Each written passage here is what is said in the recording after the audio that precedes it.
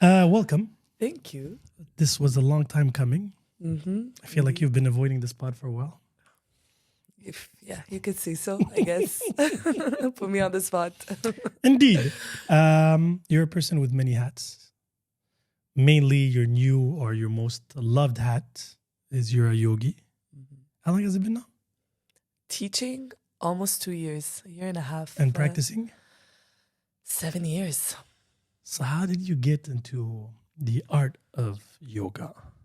My cousin, Stephanie, she told me, hey, let's go try a hot yoga class at Idolem in Centropolis. That's the Maison Mère, actually, the one that was first opened. And I hated my first experience. Il faisait chaud. I think it's in the name. Hot yoga. Yes, but I didn't know like I was gonna sweat that much, and I was active. Like I only played soccer, but I never really moved my body in other ways. And because I wasn't aware of the positions and the terms, I looked at Steph and I'm like, never again.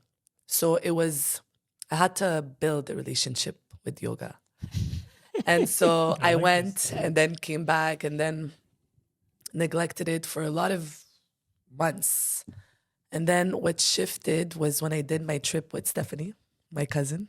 I'll be mentioning her a lot because we do a lot of activities together, crazy adventures. We went to South America, backpacking, 100 days.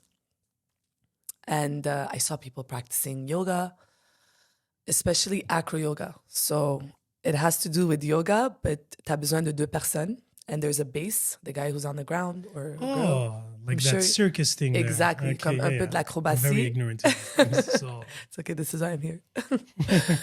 Avec yoga, puis... so what's the difference? So the difference is it's still yoga, but you include the l'acrobatie dedans.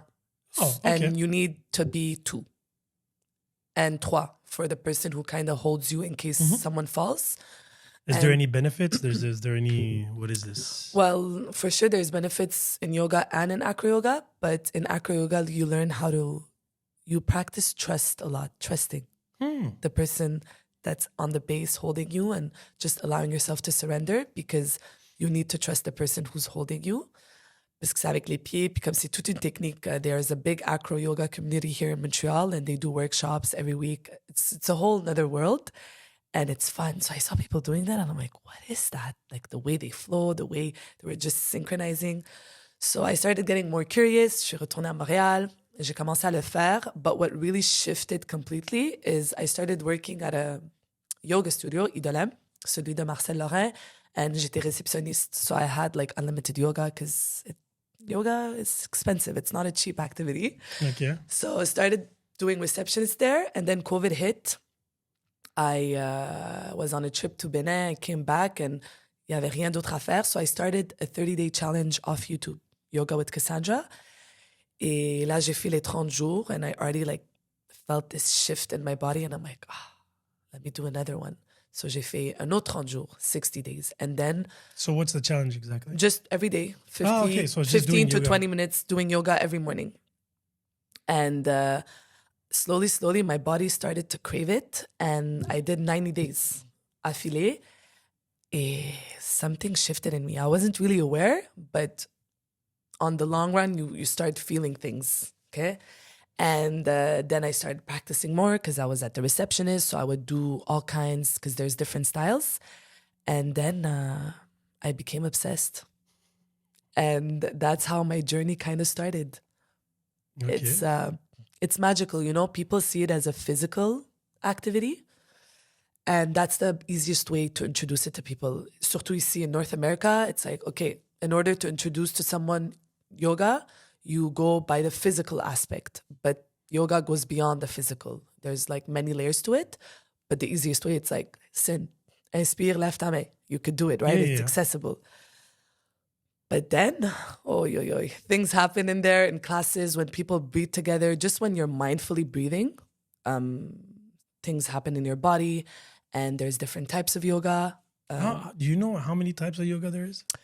Good question. J'ai jamais vraiment compté, mais vite comme ça, vinyasa, yin, hatha, Sounds like a restorative. There's récupération. Yeah, that's like restorative.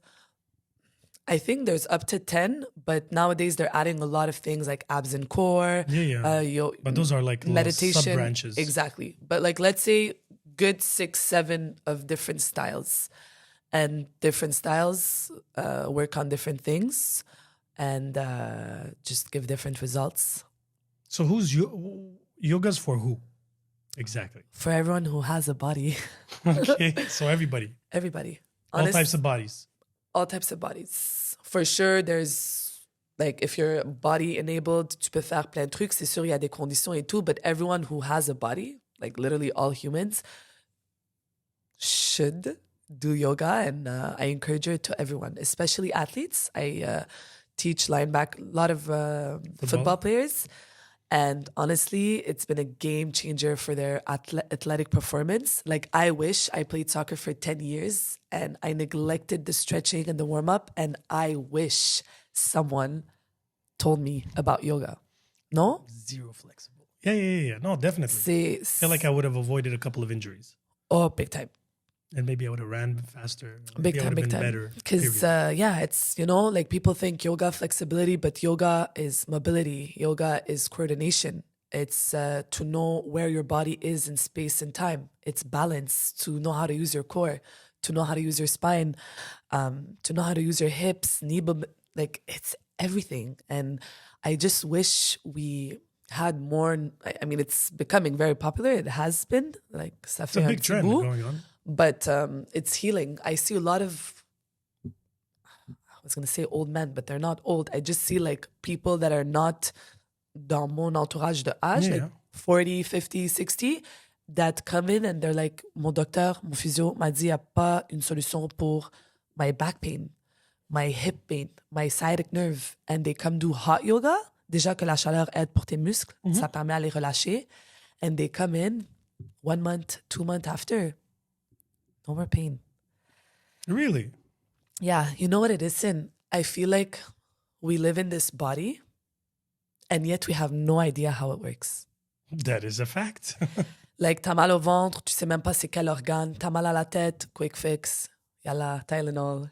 And I just feel also the way we live, like we come in, TV, we sit on the sofa, our spine, our body have become lazy. We try to find the closest parking. You go to Costco, laisse-moi trouver. Actually, I always look for the furthest part. So you could walk. So I can walk. I've read this book and this guy said, tant que vous pouvez utiliser vos jambes, prenez les escaliers. I mean, if you're living on the 50th floor, 8th floor is really... Yeah, but like even to that, because the day where you can't use your legs, you're going to notice. If you're not doing sports, yes, I'm pretty active in sports. Voilà. So that saves me. Exactly. But the walking part, because I, especially now here, I get into my car, drive all the way to work. Usually I park close enough. I don't walk enough. So because of that, every opportunity I have to walk, I try to walk. Even during the summer or spring, even in fall, during my lunch break, I would go and take a walk. Just for me to, to go out there, take some fresh air and stuff like that, because I'm stuck in the office with no windows. Voilà. But you see, that is yoga. It's to be aware of those little things. It's everything, Like, people tell me, what is yoga? C'est quoi exactement? And the best way to explain it, there's different ways of explaining it, but to visualize it, let's say, because people like to visualize stuff, it's imagine t'as un arbre devant toi and this tree, I always have a hard time pronouncing. Thank you. 8 branches. So yoga is like 8 branches. And like I said, how we introduce it is by starting with branch number 3, which is called asanas. And asanas, c'est toutes les postures physiques. Okay. So downward facing dog, papillon, toutes ces positions-là. Mais avant ça, il y a branche numéro 1 et branche numéro 2. In Sanskrit, it's called yamas and niyamas. Et ça, c'est les valeurs externes, avec les valeurs que tu as avec la société. Et la branche numéro 2, c'est les valeurs internes. And honestly, it's like, almost like every religion, ça dit la même chose, mais d'une différente manière. And it's like... It's a way of life. Exactly. Way of life. Originally, it's from where? India. So those are Indian words? Yeah. Okay. And it's that. And there's other branches. There's the pranayama, which is breath work, because we practice a lot of breath work in yoga to learn how to breathe mindfully, because we don't know how to breathe. Yes. And we breathe very wrong.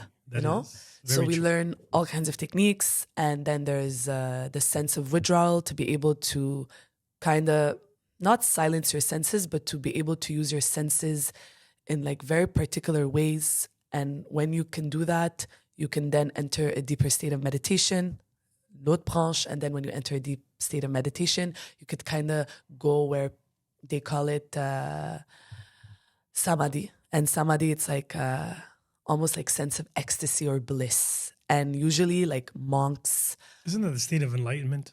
exactly that. You know, there's different words that mean the same thing. And to get there, it's not difficult. It's very possible, but takes a lot of discipline and years of commitment. Usually that's what monks or people who kind of like go off grid live and experience. But Do you that's think those people are happy? Sorry? Do you think those people are happy? 100% if you choose to be. I feel like happiness is a choice.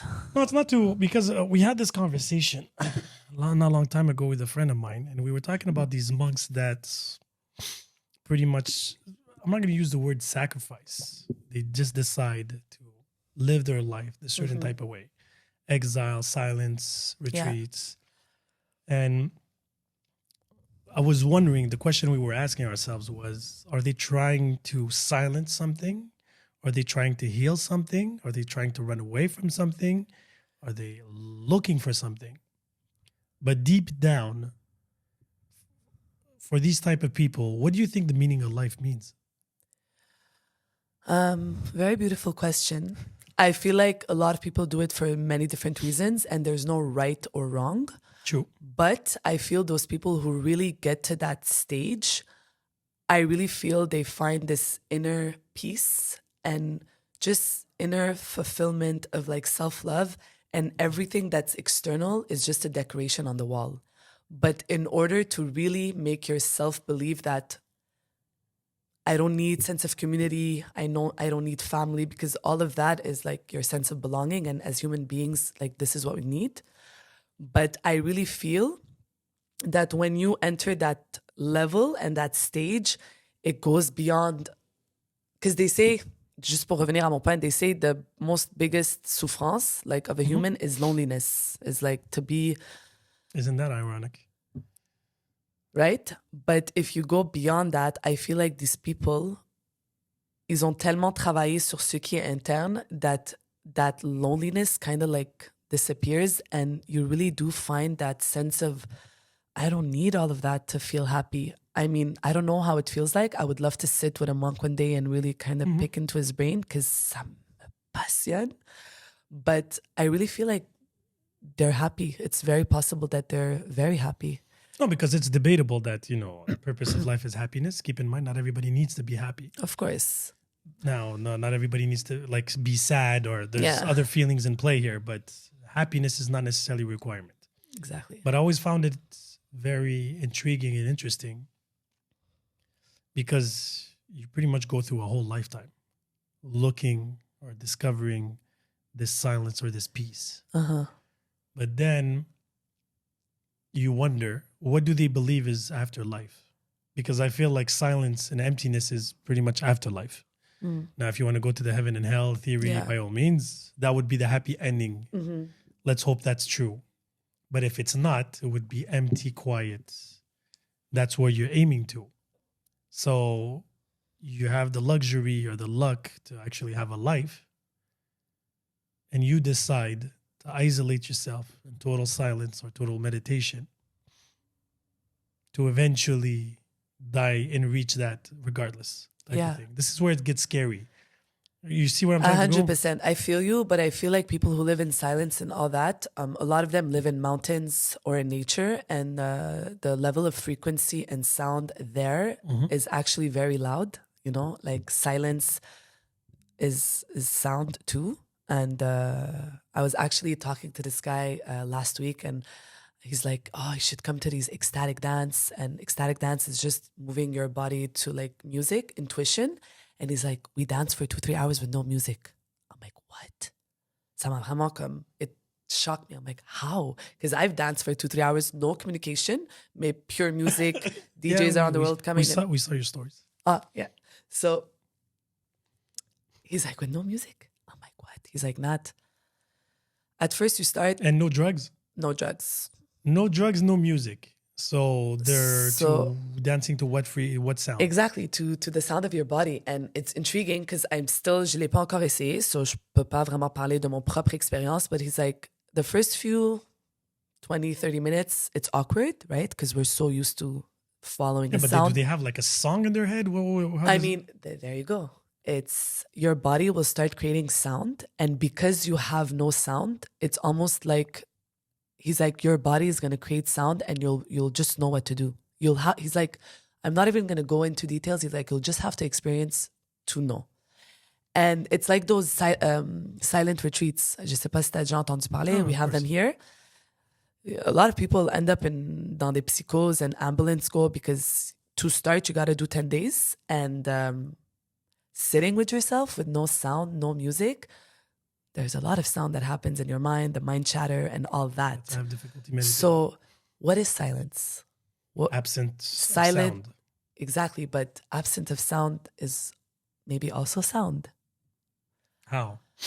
But like the guy who said who's dancing with no sound. Like, what is sound? Sound, our body creates sounds, right? Like if you were to enter something in your body, there's the sounds of the fluids, the blood circulation.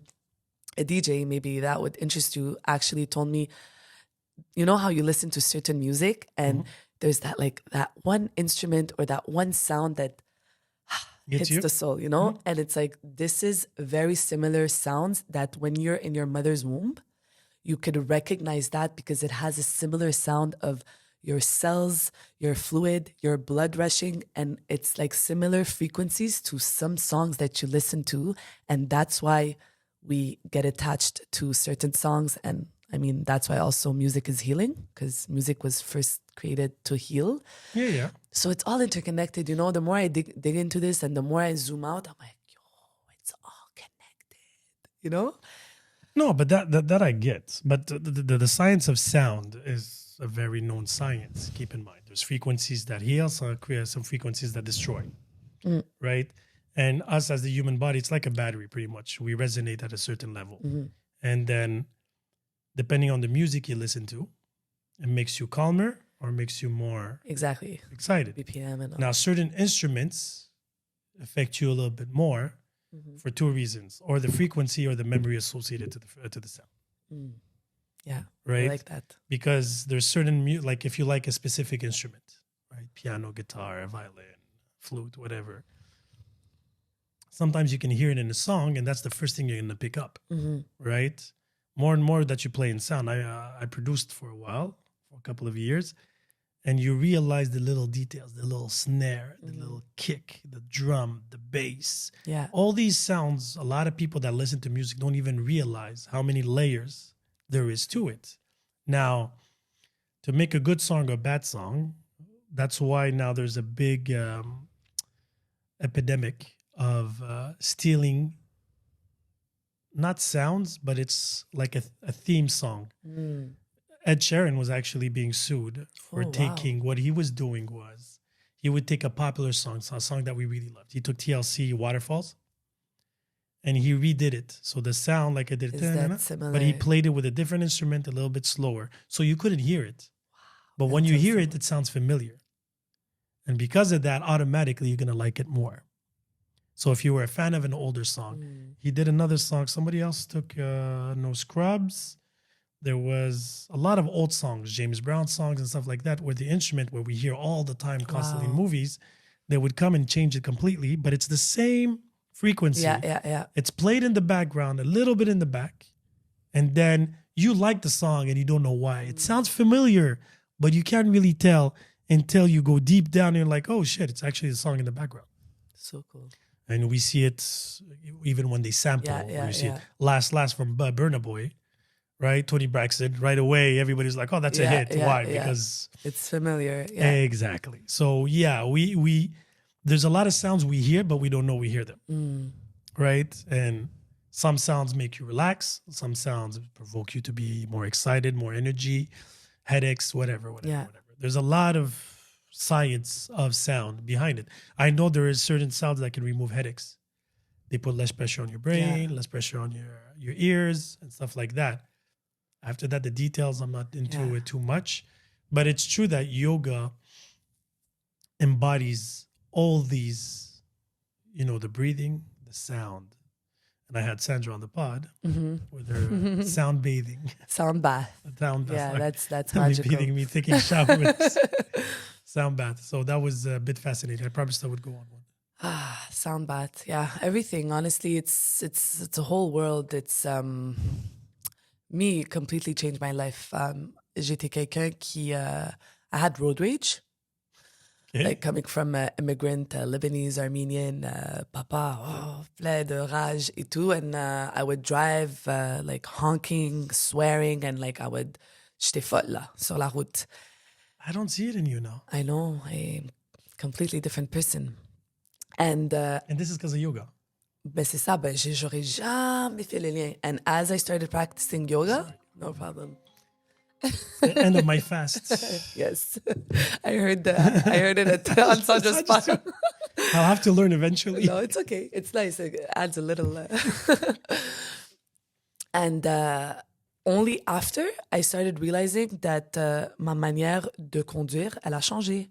Like things wouldn't faze me or trigger me as much, but you don't really see it as you go and you do the yoga. But you don't go to yoga for that. No. But it's a side effect. Exactly. It does a lot of things and people don't even realize it. And it's so cool because the more you practice, the more you could go back and be like, oh my God, like now I drive different. And it's crazy because now when I enter in someone's car, I could say a lot about them from the way they drive. And what is road rage? Road rage, it's not necessarily road rage. It's rage that you have inside of you that comes up on the road. Some people will rage to their partners. Some people are going to take the advantage pour se défouler à leurs enfants.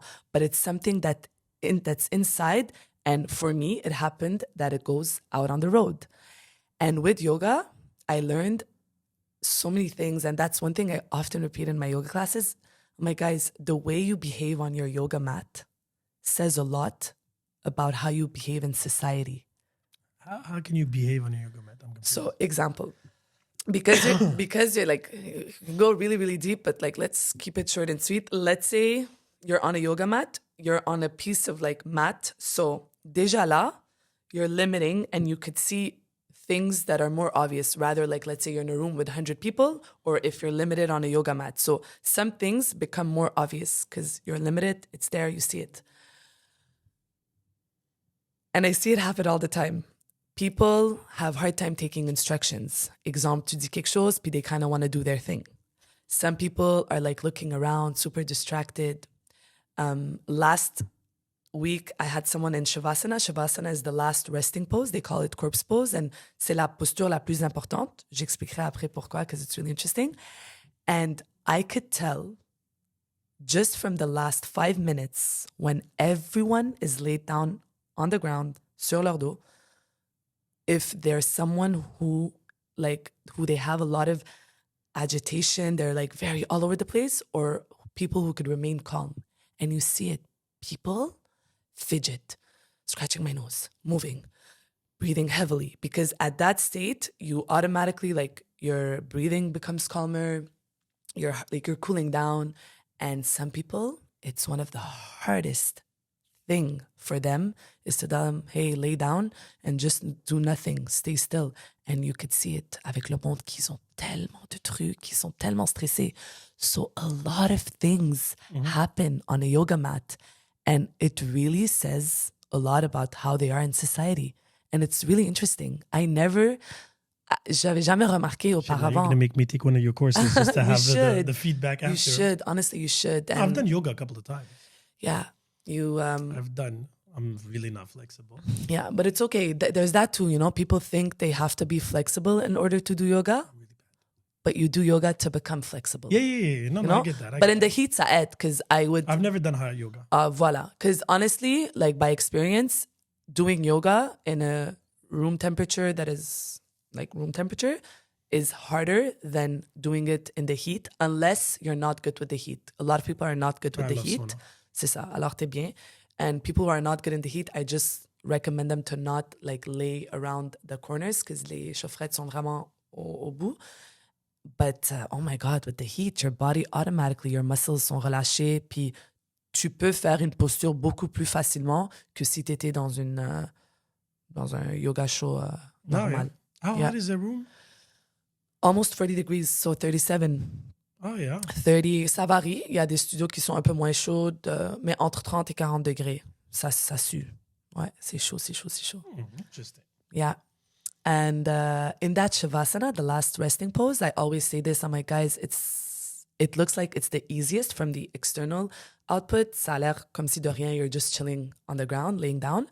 But it's one of the hardest poses to master. And it takes a lot of practice and consistency and patience because of we live in a society where everything is fast forward and like we're like running, no time, da.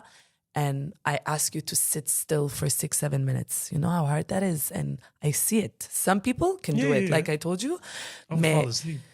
It's like, yeah, but that too. Because the point is, I see a lot of people fall asleep. Oh my God, lots of people snore. Tu vas de toutes sortes. Yeah, I would definitely it's to be fall asleep. able to remain conscious, but very relaxed. Like almost like before you fall asleep. And again, it's a mastery practice. Mais, especially in the heat, for sure. Yeah, plus with like nice music. And then like, what stands out from all the other yoga studios is that Idalem puts like this cold, because you're sweating, right? So at the end, you lay down, temperatures going down, cooling down, and we put this cold towel infused with like eucalyptus oil, and your body just floats. And it's really a nice sensation. It's like that last touch. Sold. Yeah. Sold. I sign up. So yeah, a lot of people cry on... Cry? Yeah. Allergies? No allergies. I mean, maybe, but no. So something very unique and special happens in Shavasana only if you are open and allow yourself to be a bit vulnerable, because j'explique, okay? Doing Sin heard vulnerable, he's like, okay, let me drink my water, my tea. When you're practicing yoga in a room filled with 30, 40 people is one thing. And when you're doing one-on-ones is a whole nother thing. Because I also do one-on-ones. People want to like focus on specific things.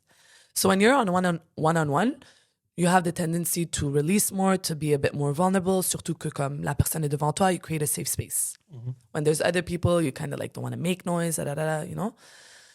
So at Idolem, when I do my Shavasana, and this happened last week, on Saturdays, I teach 3 back-to-backs. And hot yoga? Hot yoga. My God. Yeah. You just have to sleep early on Fridays, like tomorrow, example. Okay. And all 3 classes, I put people in Shavasana and you just see tears going down. And then like when they leave, they enter their car 10, 15 minutes after that, a lot of people cry. I've had a lot of people messaging me like, je comprends pas, pourquoi je pleure? It's not sad or happy tears, it's just sense of release. So j'explique, okay? It's really interesting. And I always have to I don't repeat it all the time, but it's really important for people to know, because it's weird. Like, why am I crying, you know? And so I haven't cried in over 20 years. Yeah, I heard that in Sandra's pod. Oh, yeah. And je trouve... There's a running bet with my kids. Je trouve pas ça normal, but I know you explained that there's different different way, but I want to kind of go back on that, and I'm happy you mentioned it, because you should come do yoga. Maybe that will allow you to cry a bit. But again, I don't see yoga. I don't see crying as releasing anything more, meaning that, like I explained to Sandra, and I explained multiple times on the pod, because a lot of people associate crying as a healthy thing. Right? It's to release whatever it is, sadness, anger, whatever, emotions in that sense. But there's not only one way. Of course. That's it. So me, because I grew up in a place where we didn't have time, where when you were being beat up by your parents or by your teachers or whatever it is, other people, it's like, man up, move on. Yeah. So we had to release that energy differently. 100%. And because of that, I went on to some, like, I get emotional when I see movies, let's just say sad movies and stuff like that. Now, is my reaction to cry? No. But do your eyes tear up? The only times Like you don't my feel eyes it? tear up is when I have allergies, and I have allergies often enough. So Interesting. it does work. Okay. They do cry. Yeah. Okay, your eyes are functioning. They're functioning. So the plumbing works. But when it comes to emotions, I have a complete different method of Interesting. expressing feelings. Yeah. Anger, sadness, and stuff like that. Honestly, like I'm not, I totally agree that there's different ways of expressing. The only reason why I don't find that normal, let's say, it's because crying is one of the fastest, like sneezing and coughing, comme tes yeux sont là, puis l'eau, elle coule. So it's one of the fastest release, okay? And we usually, like, say the more you repeat this, and you said it, I repeat this along on the pod, a lot of reasons why we have blockages is that we get stuck on narratives that we have said all of our lives. And sometimes that could be the only reason why we haven't cried for 20 years. Not because you can't cry, but because it's almost like you've hacked your mind and you've made yourself believe. Okay, let's say that's true. Okay, But why is it a bad thing? it's not a bad thing. Okay. No, because you keep I on said saying c'est it's pas- not normal. Yeah, So I just feel that the body like holds a lot, and crying is one of the easiest, fastest way to release. And I mean, who doesn't want to release? It's a nice feeling. Oh, That's yeah, it. yeah. But you're active, like, right? You play soccer, comme t'es vraiment actif, and that's also like release. No, my way of expressing actually, it's not Or sports, talking, yes, or- writing a bit, Voilà. or being very creative. That's it. So that's one of those things. Big time. But That's it. I don't come to myself. I'm like, I feel like I'm crying. I'm like, don't cry, don't cry. That doesn't happen like that. Okay. At all. Yeah, I hope. I'm not going against nature, right? I'm just actually isn't. following how my body is wired now. That's it. Now, I used to cry when I was a kid for sure. But the last time I cried, my daughter's 15. It has to be at least 20 years. Wow. At least. That's crazy. And funny thing is, if you would ask my mom, she would say I was a big crier when I was a child. Interesting. So I think maybe I cried all my tears. Like, nah, like I have no more tears left. But I was a big crier when I was a child. Now, is it a trauma? Some people are going to be like, oh, maybe he got traumatized, whatever. But Yeah, it could be so many things. I really do feel like, I mean, but I don't feel like I'm lacking anything in the There you sense go. that the fact that I would cry or not cry, I don't think it adds or diminishes anything fair enough. in my mental stability right now. Cool. Eventually, maybe. But right now, I deal very well with emotions. Nice. And and I went deep on a conversation about emotions and with a millennial a long time ago about, how old are you? 29. Oh, yeah, so it's your category. So your category. She was 32, I think 31.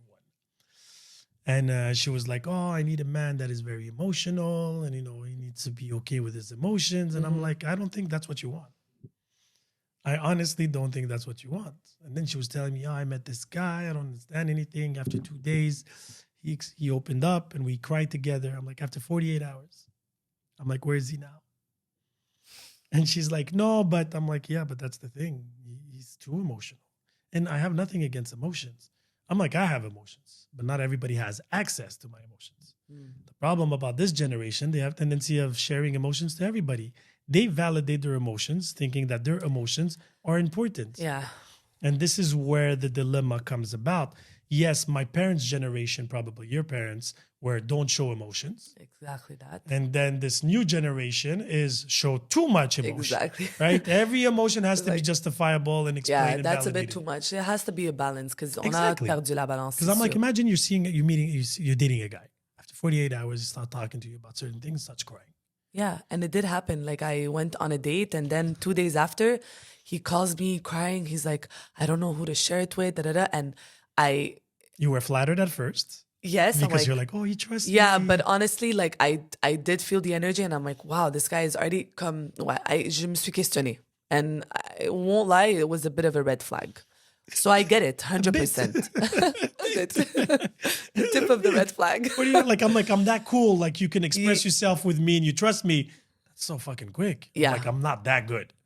Like I don't care about your frequency. I don't care if you have a radio that calculates frequencies and tells you, yeah, this is the one. This is the one.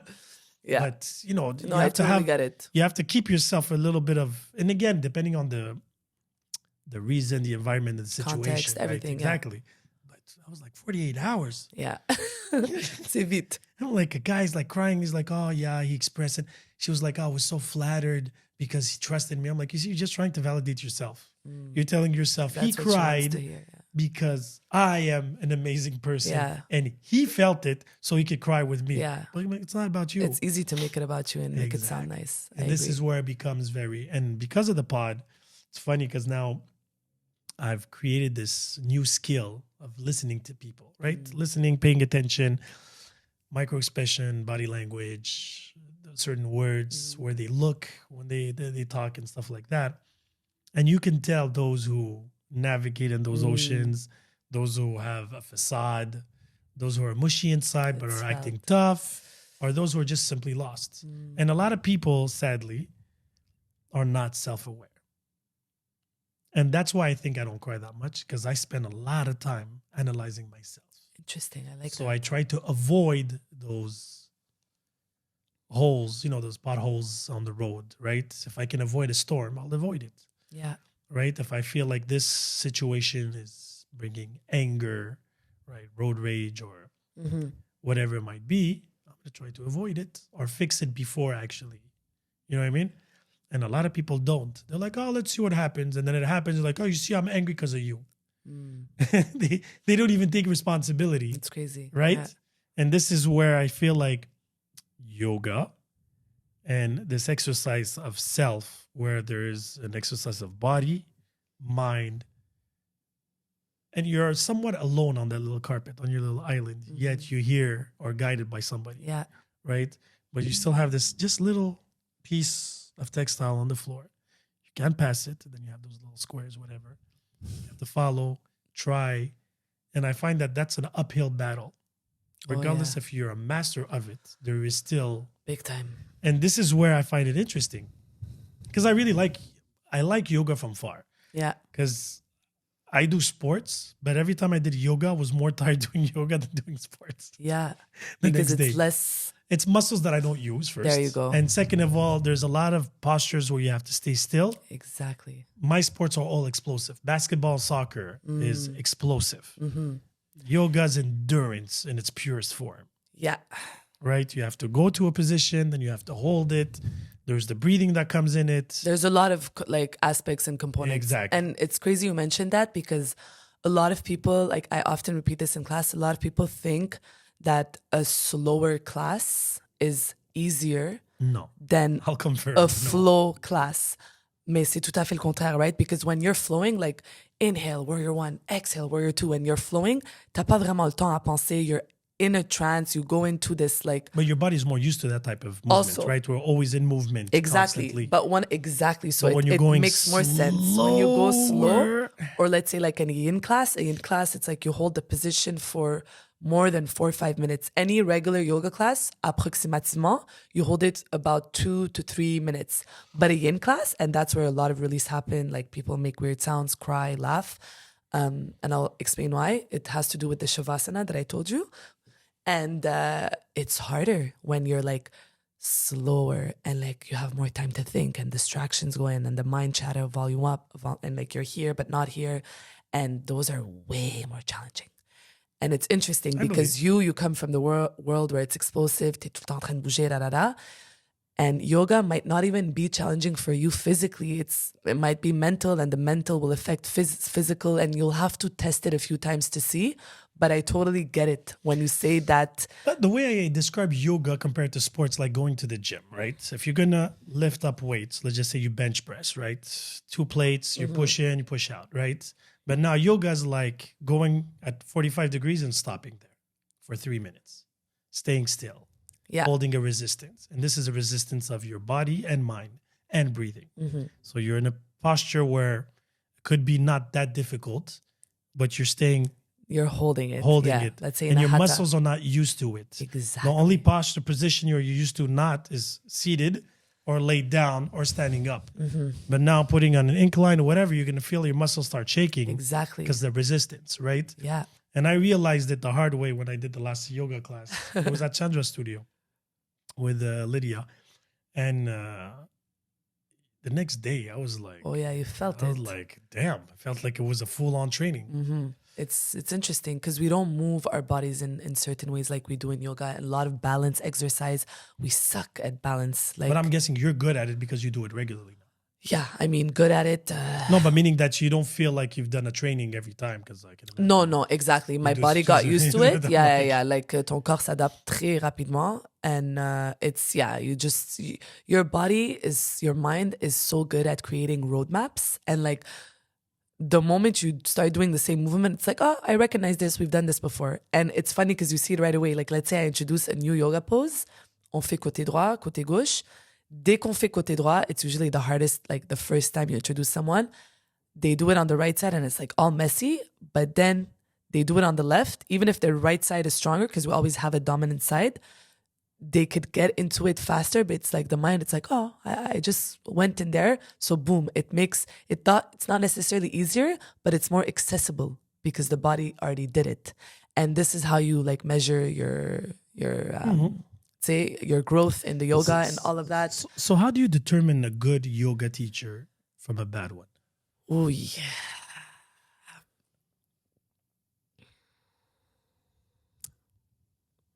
Honestly, the first thing that comes to mind is, are you doing it? What are you doing it? Like, why are you a yoga teacher? Like, est-ce que c'est... What defines a good and a bad, there's so many things, but je trouve que a good yoga teacher, c'est si elle est passionnée. If she's all in. It's like any entrepreneur, like whether when you open a business, it's like, are you in it for the money, for the like end result, or are you in it because like you love this? You could do it for free almost, you know? So good. That's the passion. I get it. Passion. So passion will Helps. make you, passion helps big time. A good yoga teacher is someone who's very flexible in this, not just physically, but more open-minded, because you're going to see all kinds of students. And as a yoga teacher, you kind of have to practice what you preach, but nous aussi on est humain and we don't have it mastered. Like, it's also a practice for us, right? And it's like, do you get triggered? Like, moi je me compare, I'm talking from my personal experience. It's like when I used to say, okay, guys, we should do this. And then I see like two people not following, like really doing their thing. First year, when I first started, les deux premiers 3 mois, I would be triggered. Like, why is this person not following? Like, why is he in child's pose when we're doing like warrior one? And a good from a bad teacher is like, am I going to take it personal or am I just going to let them be and notice how to approach? Because you could be talking to that one guy in the corner and you could do a general message, but you're talking straight to him. So a good yoga teacher is like, how well do you read the room? How are you going to approach it if something happens and it triggers you? Example, I went in, the speaker 5 minutes in, stopped working.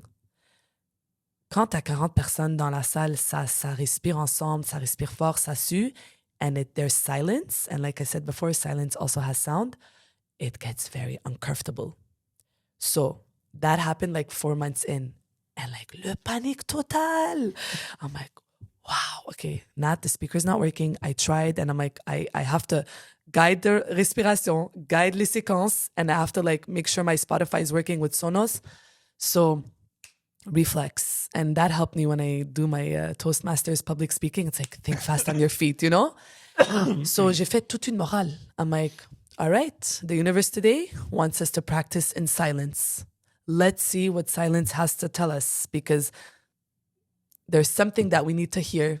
And in order to hear it, no distraction, no music. Today's practice will be done in silence. So tu crées une morale. Good, bad teacher, it's like, how fast can you find a solution? How fast could you prendre la situation en contrôle? So what's the most awkward thing that happened to you as a yoga teacher? Because I've heard those scary stories, the farts, the smells, I can only imagine. Honestly, yeah. The first thing that came is like hearing people fart, like loud snoring. Yeah. BO too has to be an issue. Sorry? Bad odor. Yeah, but yeah, you're sweating. There's all kinds of odors. And especially when you're teaching 3 back-to-back. Like, let's say you're teaching an abs and core and then there's a class after. And in abs and core, you sweat more than the usual because like people are moving on a faster pace. And like it smells like the second class that goes in after the abs and core, it's like, c'est chaud, c'est humide, and there's all kinds You of guys smell. clean between the classes? We do. Like, I'm guessing there you have to. mopping, quick, lighting up an incense, like those sage, Palo Santo, just to give it A little bit more smell. Yeah. Because the heat that has to be very... Yeah. But you see all kinds. You have to tell people, like, si vous avez des blessures, c'est votre responsabilité. You just have to know what kind of information to give to, prepare people. Did anybody have a panic attack during yoga? Or Étourdissement, attack? people, anxiety, étourdissement, losing consciousness. Really? Yeah. Because of the heat or because of the yoga? A lot of things. Heat, lack of sugar in their body, first time doing it, getting up quick, because we do a lot of like spinal like flexion, extension, and they get up super fast. A lot of lack of body awareness, of course. And that's one thing we say, I'm like, guys, listen to the instructor, but before listening to the instructor, you listen to your body. If you need to take a break, if we're going too fast for you, like if you need to step out, drink water, go to the bathroom, like just do you, but it's also a discipline, so you gotta follow, But all that to come back to finish my whole point of why people release and cry, it's a bit like what happened on the pod with Sandra. It's really connected to the fascia in our body. And any traumatic situation, whether you were a kid or older, flight or fight, something happens, you don't voice it, your cells holds memory, and usually it gets stuck in the fascia.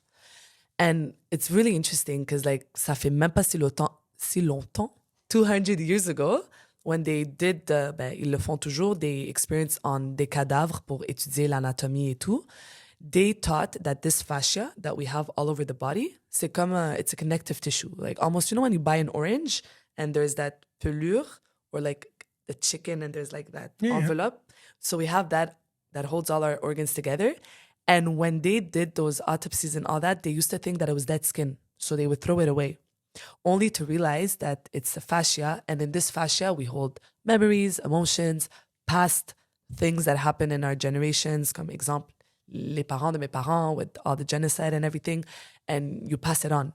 So in yin, example, in a type of a yoga class, because we hold the positions for 4 minutes, 5 minutes, 6 minutes, not only we come and touch the tissues, the ligaments, the muscles, but we come and kind of like move the fascia. And when the fascia moves, well, things that are stored in there, especially we hold a lot of emotions in our hips, d'où la raison pourquoi nos hips are like one of the most tight places. We move this away and shit comes out. And that's why they say movement is medicine. So you could release either in like making sound, laughing, crying. And in Shavasana, why it's the last and the most important poses in the yoga sequence is that you move all your body, you cool down, and then you just hold it there like un cadavre. And things come up to the surface because you've moved, fascia has moved, things kind of go up. And so it goes up, and out. And people don't understand, but this is exactly what happens in the body. It can happen right away, or it can happen like when you're in your car alone, there's nobody. Yeah. And I tell people that, I'm like, guys, if you don't want to make sound, like, I'll put the music higher, just try to release, but it's way easier to release, like I said, one-on-one. But we hold a lot of shit in our bodies and we carry this everywhere we go.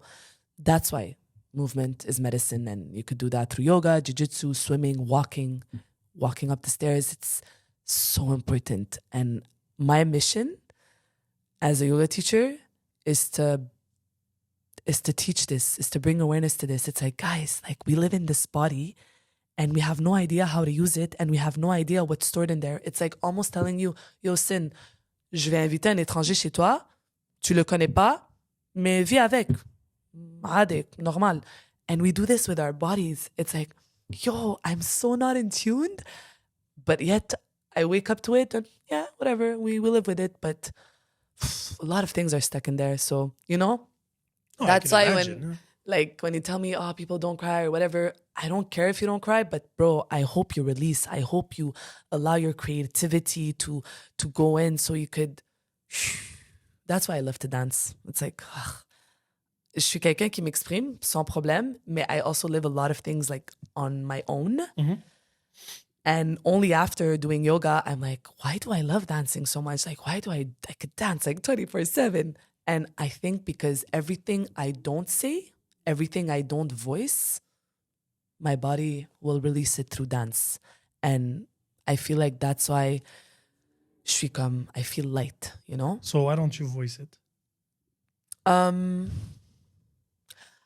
I guess I don't know. I don't know why. I guess I mean, I guess I voice it through my body. Do we always have to voice through words? You don't need to, but sometimes verbalizing it, regardless if it's to somebody, 100%. you could just say it out loud alone. Yes. Yeah. And you give it to the universe, and that's that. Yeah, I guess I've chosen to do it with my body, moving to the sound of music. Mm-hmm. Yeah. It sounds more like a blockage than anything else. Maybe. Yeah, because you started the conversation. Well, the conversation, this argument, this affirmation, actually, by saying that you've lived a lot. Yeah. And you express it through dance. Yeah, but do you literally voice and vocalize everything you lived?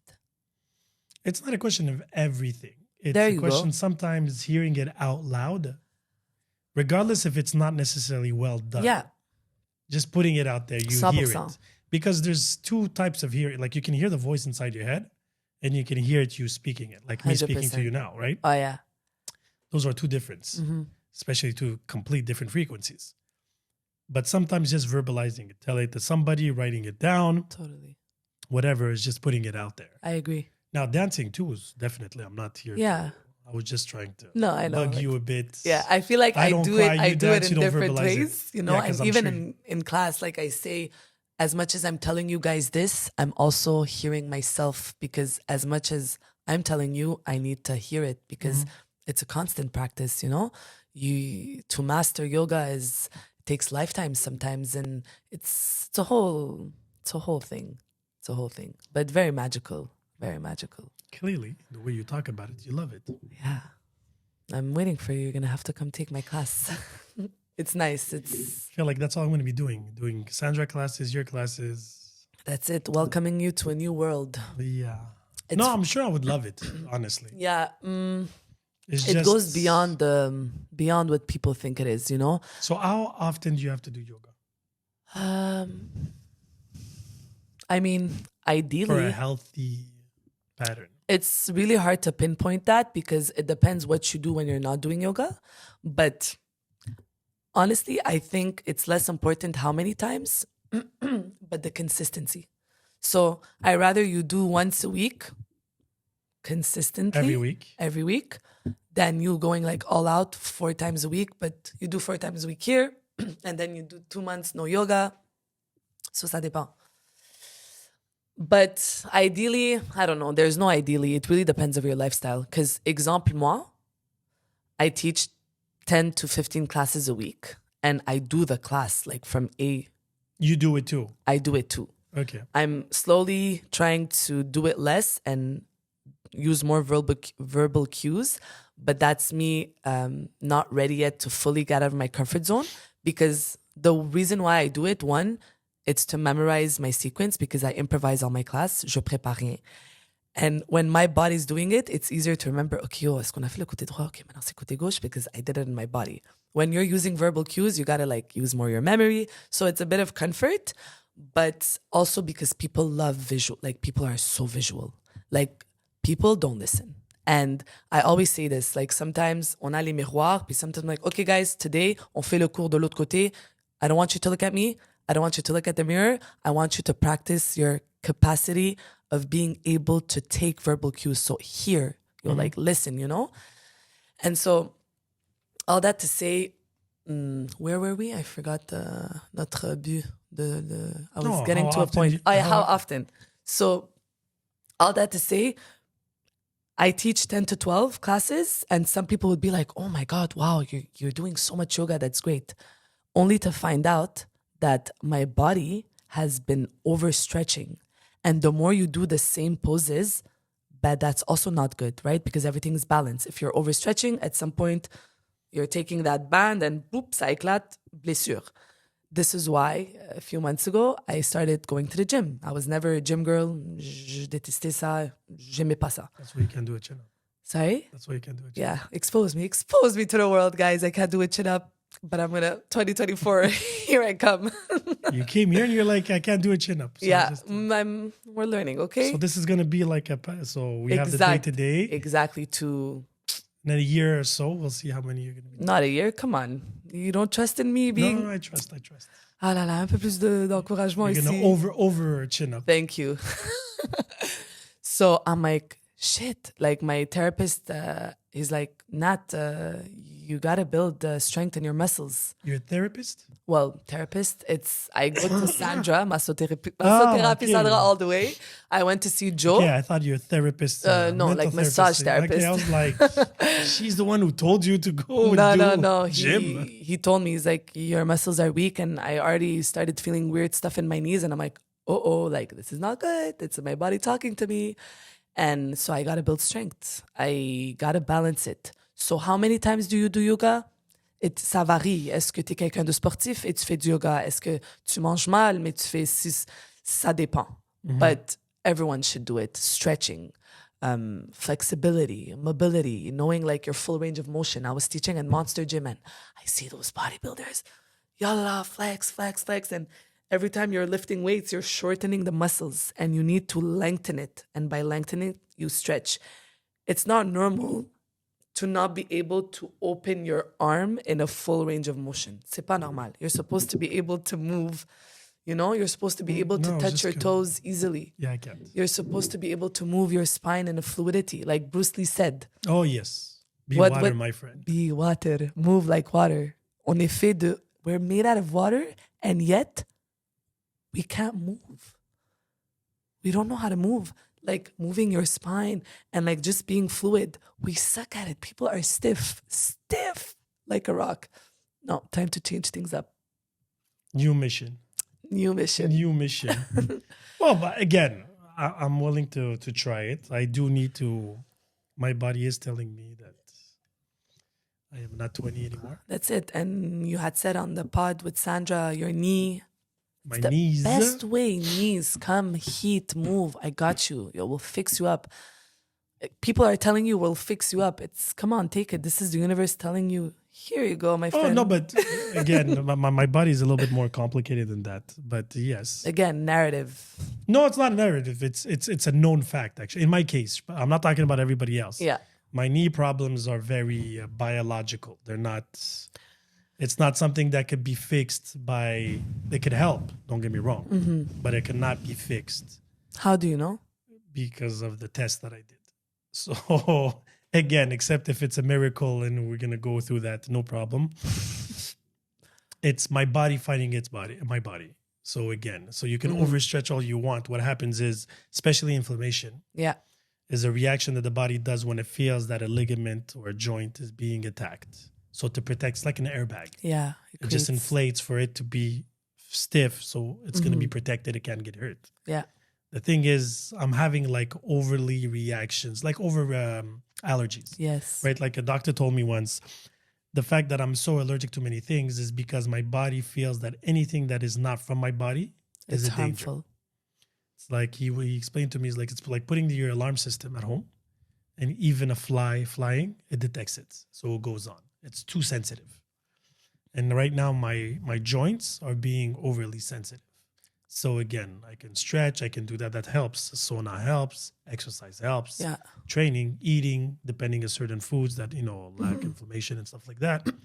But it does not fix the problem. It helps it. Do you believe that there's a there's a solution out there that could fix the problem? Yeah, we're still going through the tests. It's been a year now. Interesting. The MRIs, the X-rays. It's not an autoimmune, if that's what they're thinking. It's not. I did the blood test. I'm healthy as a rock. So, yes. Have you heard of Joe Dispenza? No.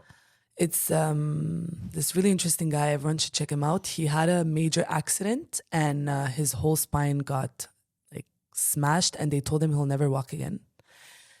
And for months, he sat down and he visualized his spine, like one by one, getting fixed and visualize meditation, visualize. And he written a lot of books and like the power of the mind and subconscious mind and all that. And this is where I feel people lack, like they go take like doctor advice and all that, and not to put anyone down, like everyone's out there doing their thing and their own expertise. But this is where it's cool to visit other ways. And no. See? Don't get me wrong here. But honestly, I Sin, don't like medication. Yeah, I know you're good with avoid- that, fasting yeah. and all that. Honestly, I just feel like there's a lot of solutions out there. We're not just introduced to it, but again, like to repeat what No, there's Sandra alternative said, medicine in so Yeah, many yeah, ways. That I believe, I agree. Now, visualization in his case, I find that fascinating, and I admire people like that. It's like the what's his name there, the military guy. the guy who runs marathon. That crazy guy. Whatever. If you're gonna give me the exception to confirm the rule, okay, but not everybody. Like he visualized, but It's I a could choice. But I could name you a million people that visualize and nothing happened. Of course, but You know? it really comes from a place of it's why There is c'est possibilities. vraiment- Now it's more exceptions than the rule. Now I'm not saying the medicine, like Western medicine, is the only solution. Not at all. Yeah. Well, they can't even find the problem. I have actually, I'll tell you a story about talking about medicine. I have a friend of mine, a very good friend of mine, that his daughter was having a certain issue with her tibia. They went through all the fears and the scares and everything for 2 years. They saw all the doctors here. They even thought at one point she had cancer. Wow. And she was in pain. Drugs, they were giving her drugs. They did the test. They How were old in and was out. she? Don't Like kill jeune. me. Don't kill me. I think she was like 5 or 6 Oh, okay. when it started. Super young. So they were in and out of hospitals. Like the parents were going through like a level of depression. They have 2 kids, a boy and a girl. The girl was the youngest. And he went through this journey blazing, trying to find a solution, trying to help his baby daughter. Couldn't. And he was always going through like the worst case scenario, start Googling shit. That's the worst thing you can do. Doctors were always like, we don't know what it is. Made things worse. Till they're from Latino descent, South Americans. A friend of his, or a friend of his wife, told them, listen, I can connect you with a doctor in Peru. Regular doctor. I'm talking regular doctor. He's like, send it to him. Maybe, you know, he's good with kids and whatever. Maybe he can tell you what she has.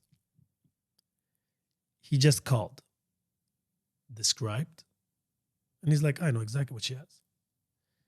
When he came back, when he spoke to his doctor here, he's like, yo, could it be that this is what she has? She's like, oh shit, that could make sense. And he got pissed. He's like, but why didn't you think about it? He's like, I'll be extremely honest with you. North American medicine is designed for North Americans. So if you're an immigrant and you guys have predisposed other diseases, you know, South Africans, North Africans, South Americans, Asians, Western, they have specific diseases or conditions for their race or nationality because of the temperatures and stuff. So you have this in you. So even though I immigrate to another country, It's there. my DNA has North African DNA.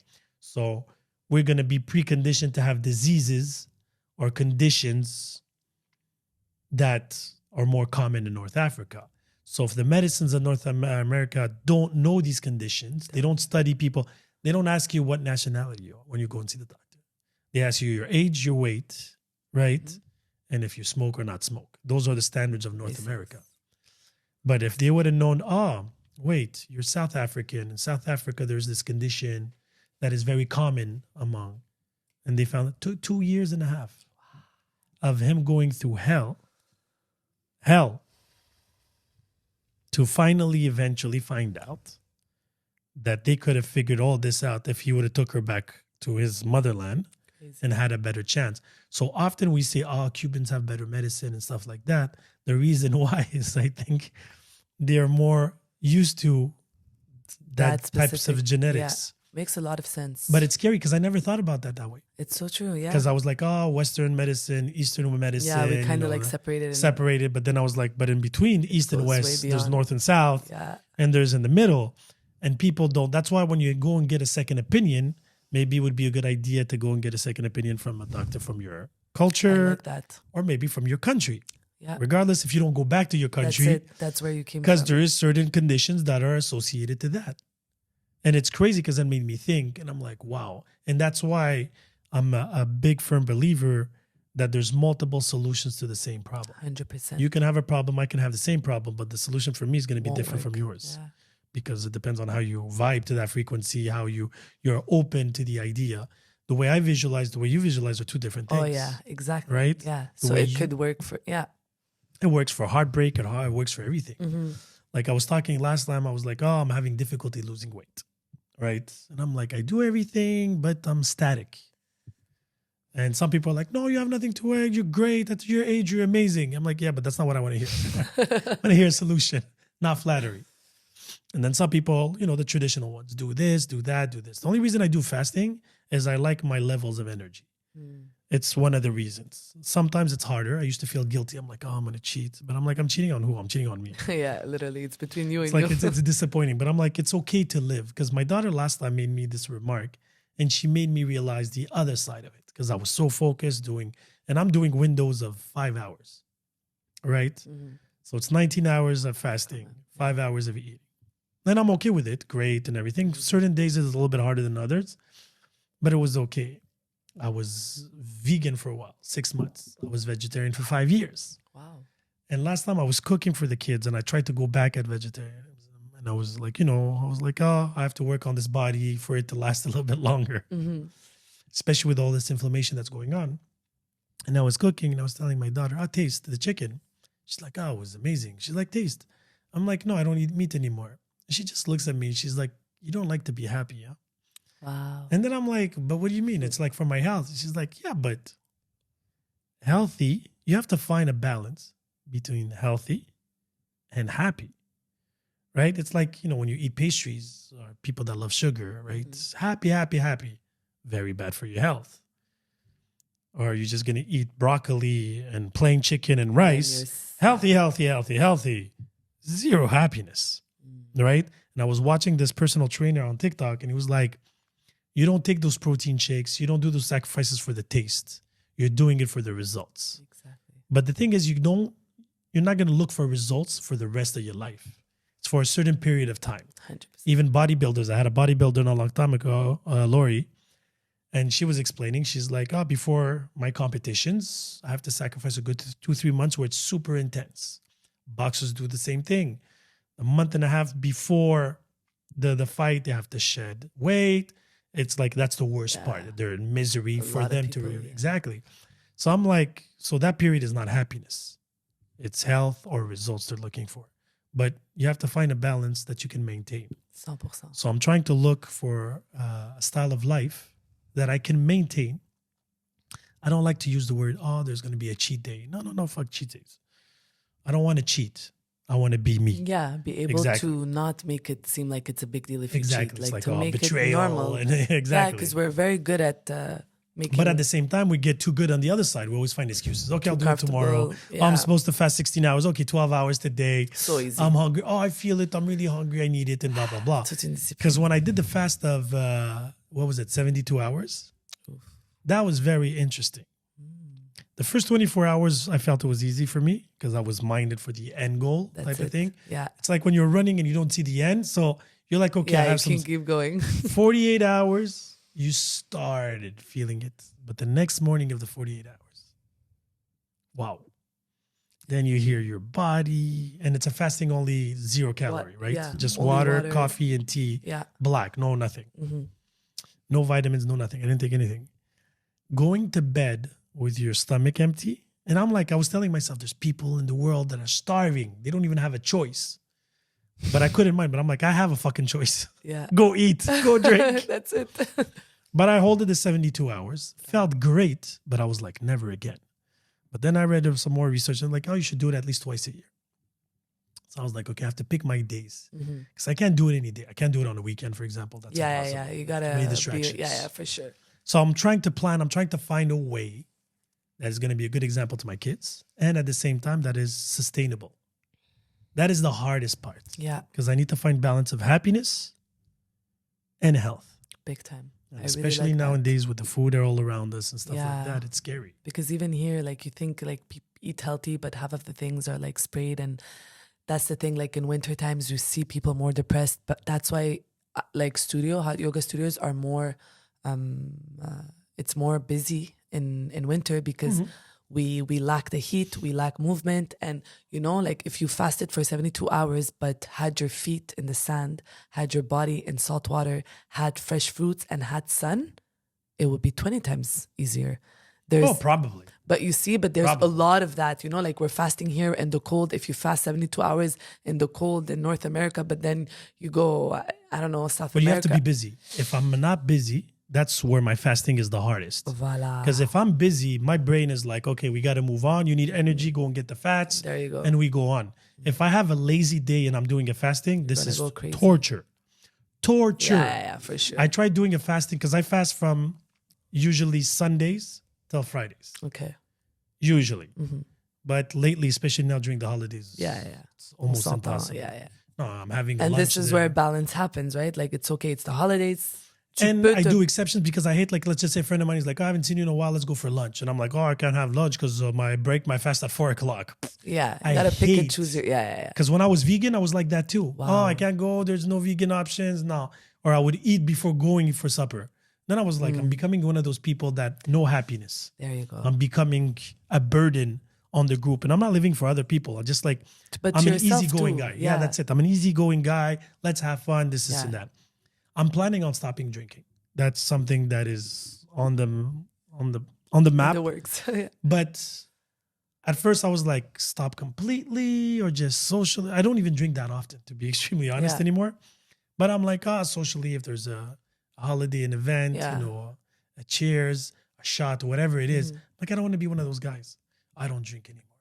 Or I don't do this, I don't do that. I don't even find the purpose of actually saying to people, just don't drink. Yeah. Right? But then I'm like, okay, maybe I should just stop. I don't drink beer, so that's really easy.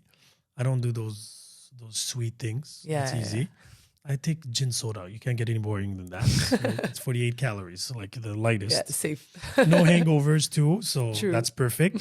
So I'm like, okay, should I cut all hard liquors and just go with wine for a time being, and then eventually just get out, or like just drinking exceptional things? And I'm like, why am I trying to control everything? I'm trying to put everything. I'm trying to organize. Like we do that for food. Oh, you have to have breakfast, lunch, supper. Yeah. You have to do this. You have to sleep. You're like always constantly controlling. And I'm like, you have to listen to your body. You have to see what works.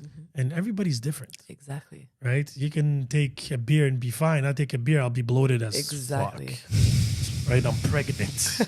And that's what I'm saying. So I'm like, okay, no, I have to eliminate that. Yeah. I take this gives me headache. I cut off. Exactly. It's trial Stuff like and error. that. But I feel like now that I'm a little bit older and everybody's like bombarding you, healthy, you should cut this, you shouldn't do that.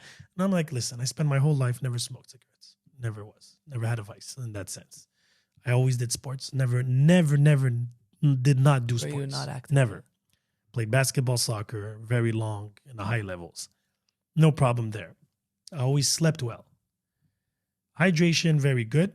And now, I could easily say the last 2 years, I probably drink maybe once or twice every 2 weeks, give or take. Yeah. That's about it. So but the thing is, I look at myself in the mirror and I'm like, I don't see any difference. Difference in what sense? Visually speaking, like anything. I would go to the gym, everything, and I'm like, hey, I didn't lose weight, I didn't gain weight, but I want to lose weight. But I'm like, why do I want to lose weight? I don't even feel heavy.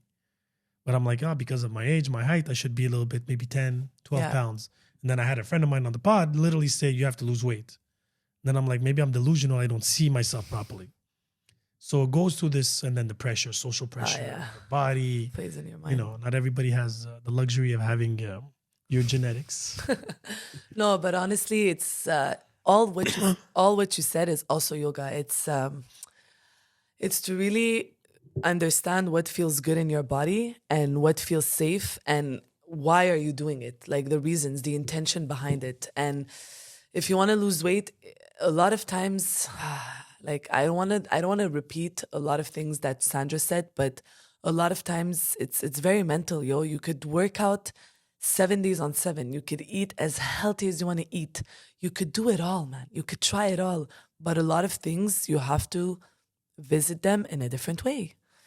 And honestly, I've had allergies for the past 4 years, and I have no more allergies because of hypnotherapy.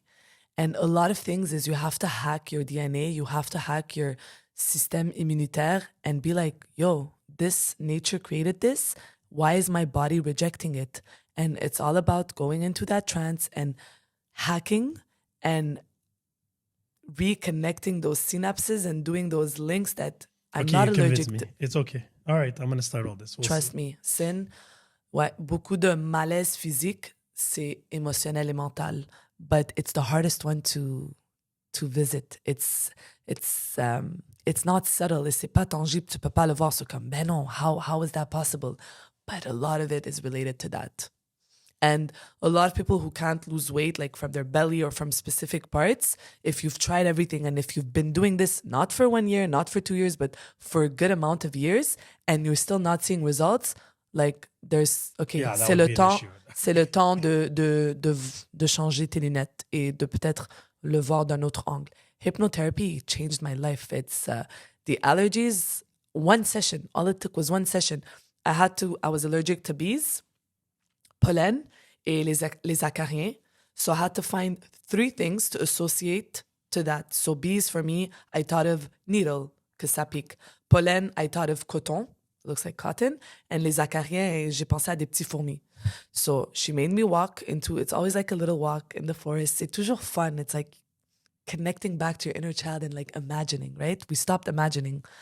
When was the last time you sat here and you imagined things? So you tap into your imagination.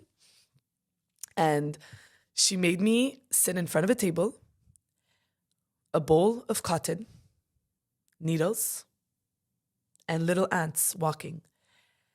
And I had to hold them. She guides you, right? I had to hold them and like touch them. She's like, put it on your arm and like just hold it and make your mind believe that this is not here to harm you. Oh, this is very interesting. Yeah. And I started playing with it, understand that, okay, I'm touching it, I'm still alive, all is good. And with that, right, because we're connecting in the subconscious, because this is how my cousin explains it. In hypnotherapy, ça c'est ton conscient, ça c'est ton subconscient, and you try to separate.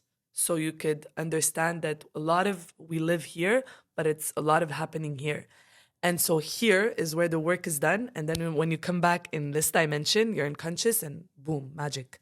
So I played with these little things and I got out of it, not feeling it. Because when you exit a hypnotherapy session, they're like, that's it. Like, what happened? It's after. It's like a domino effect. And so to test if my allergies disappeared, a year after, I was in Belgium for my cousin's wedding in a barn, all dressed up, sitting, altar, like they're getting married as we speak. A bee stings me on the front of my right thigh. And I'm just like, oh my God, please, no. Anytime but now. But I'm like, hypnotherapy worked. My body's not going to react to it. Ça va bien passer. It just warmed up for like 2 weeks. Ça l'a enflé parce que j'étais comme réaction anaphylactique. Like I have to like carry the EpiPen everywhere I go. And l'EpiPen is just an adrenaline shot that buys you 30 minutes. You still have to go to the hospital. And I'm like, there's no way in hell I'm going to do this now. So I just like, no, hypnotherapy worked. My système immunitaire va pas rejeter ça. And j'ai pas réagi. And boom. And then all the other summers, pollen, les fourmis, les acariens et tout ça, nothing. Because I was like, I'm not down to take Benadryl. This shit, ça cause de la somnolence et tout. I'm like, no. Like, I need to heal my body. One session of hypnotherapy, I am no longer allergic to any of these things. I so want to believe you. Okay, good. I'll try it. So believe me. No, but that's what I'm saying. I will always try something at least once. That's it. Là, on te l'a répété plusieurs fois. C'est le moment. She convinced me. Thank you again. Thank you for this. This was a nice journey. It really was. I have so much things to do now. I have to call Sandra tomorrow. 2024, list of exploring Sin's body in different ways. Yes, I'll try the yoga. I'll try the hypnotherapy. And the sound bath. We're not you have nothing to lose. Time. But This is investing in your health. Yeah, So I get you that. you use that time. But and- we'll start with the two other first. Amazing. Come to my yoga class. I think that you're the most open to it. And then slowly, I've done yoga, like I said. Yeah, I'm yeah. very open to it. Amazing. Since I know you, it's going to be a lot easier. yeah. Well, maybe not. You're going to judge me a lot. No, not if you judge yourself. First, do yoga, hypnotherapy, and then we'll bath you with all the nice sounds. My God. Luckily for me. That's Thanks it. again. Thank you. This was lovely. This was a pleasure. And on Yeah. that note, Namaste.